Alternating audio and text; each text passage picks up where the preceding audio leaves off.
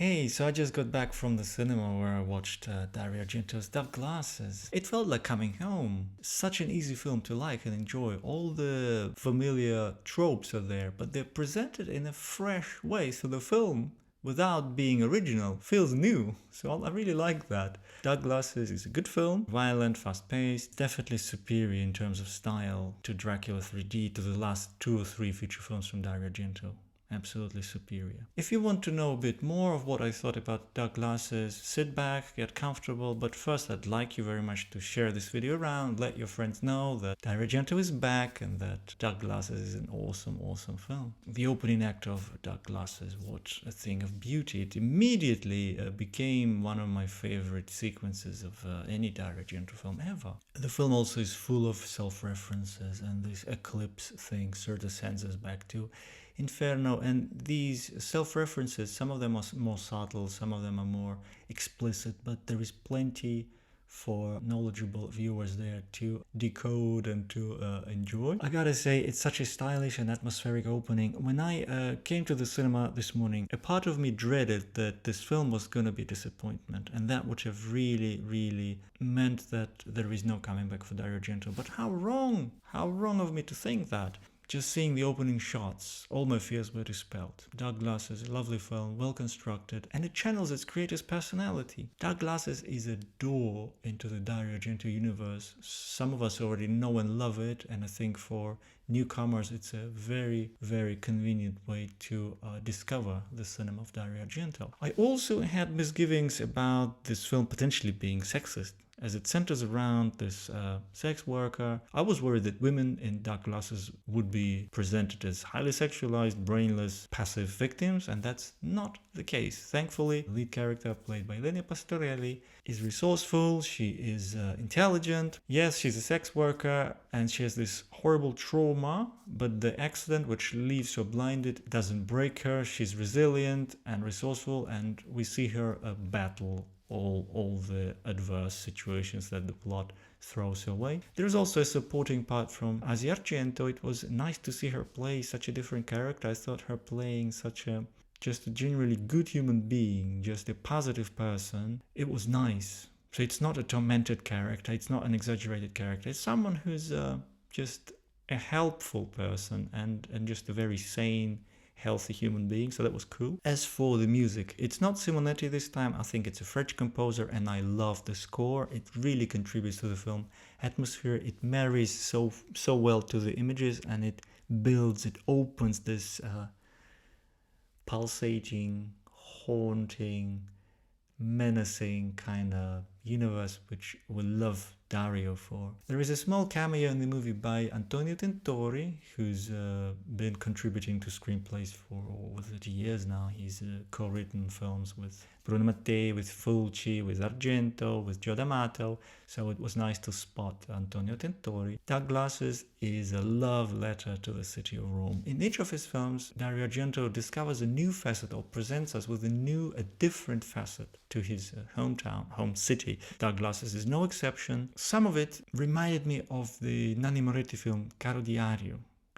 We see those sort of traveling shots looking up at those buildings. Then there is a scene, the eclipse scene is shot in the Eur district, which has been a favorite of Argento's ever since, as he's set many of his legendary scenes in Eur. So that was nice. The story undergoes a kind of a mutation about halfway through, which is underlined by this subtle editing. So the first half is more of a thriller, urban thriller, and then the action switches to the countryside, and this is where the story becomes almost like phenomena. So it's like this little boy and girl lost in the dark forest. It becomes almost a fantasy land, but the film doesn't stop being enjoyable. The logic goes out the window a bit more in the second part. There was one scene which reminded me, in the best possible way, it reminded me of Lucio Fulci's Enigma, this snail attack, but that was fun. I had no problem with that, but it definitely felt like a change of pace in regards to the opening part of the movie. The killer. So Dark Glasses isn't a traditional murder mystery. We don't need to guess the killer's identity. There are no suspects, so we see the killer exposed, revealed quite early on, similar to the Stendhal syndrome. So the main bulk of the film is the protagonists trying to run away from this maniac. The editing in Dark Glasses, it's not too flashy, but it's effective and it doesn't call attention to itself too much. So in the best Hitchcock tradition, the editing is at the service of the story. It enhances it without being too flashy. I really love the fact that since it's set in Rome and around Rome, that they left the movie without the dub, so they presented it as is in Italian with English subs, so you could hear those accents, and it's much easier to feel transposed into that world. And I think the acting has benefited from that as well. Well, the story doesn't really offer that many opportunities for the characters to reveal themselves. For example, the central character, Diana, played by Elena Pastorelli. It's a sketchy character, but the actor manages to imbue that character with, give it a human side and to give it a dimension which so it becomes a palpable human being. And this helps immensely for the viewer to enter the story, to become engaged and involved in the character's predicament. So that aspect really works, and that's a huge improvement on Dario Argento's previous few films. Generally, it's a better constructed story. There is some sexism in the sense that there are sexist characters in the film, but that's just part of the story. The film itself presents women as intelligent and independent. I think that's going to be a huge relief for a lot of the more for the younger audiences and for more politically conscious audiences. There is violence. There is a few instances of very gory slashings and bites, and there is plenty of blood and torn flesh. But Dark Glasses isn't a body count film. It's violent, but it's more of a character-driven film, and I'm so thankful for that. With Dark Glasses, we get some of the most likable protagonists since way back with maybe even the classic Cat o' Nine Tails. It's very easy to feel for these characters, for their troubles, and that makes for an engaging story. In fact, when the film draws to a close, it's quite a fast-paced, and the film is over before you know it. I didn't want it to be over, and that's surely a sign of a well-told story. There are some issues towards the climax. I gotta say, the climax reminded me both of Dario Argento's Giallo, that film with Adrian Brody, and it reminded me of Lucio Fulci's The Beyond. I'm not gonna be explicit why, but anyway, there is a Deus Ex Machina moment there, so I felt that the story maybe missed a beat there, but it doesn't cancel the enjoyment of what comes before. And there is plenty to love and enjoy about Dark Glasses.